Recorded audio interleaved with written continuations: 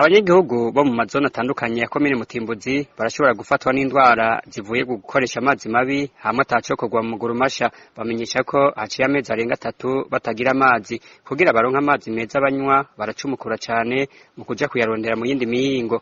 Uyu munyagihugu wo muri iyo komine ya Mutimbuzi arabitwiganira. Abanyagihugu bato turafise ikibazo c'amazi, amazi yo kunywa. Ibice bitagira amazi meza yo kunywa harimo Gatumba, zone Gatumba muri komine Mutimbuzi, zone Rukaramu yo muri komine Mutimbuzi, n'igice cyo muri zone Maramvya. Kuvuga igice cyo kubuhomba nta mazi. Ubu turafise ingorane kubera umuntu ashobora kuva mu nzu isaha 11 zo buca agiye guhiga amazi yo kunywa akagaruka igihe cy'isaha 10, uje karaza isaha 9.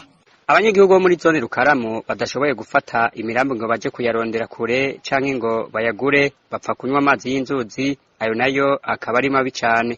Bamwe bihinda mu ruzi impanda, urwo ruzi impanda nabwo ruva ibubanza bagaca bahenuramwo amazi y'imiceri, uruzi bita n'inga ruhenurira muri urwo mpanda, bagaca baza bakavoma. Uretse turafise ingorane, ubu dushobora kwandura ingwara zifatiye ku ivyo vyo kubura amazi. Uyo rero n'umuntu aba adashoboye kuronka amahera icabiri ibido ingana n'amaritiro 20.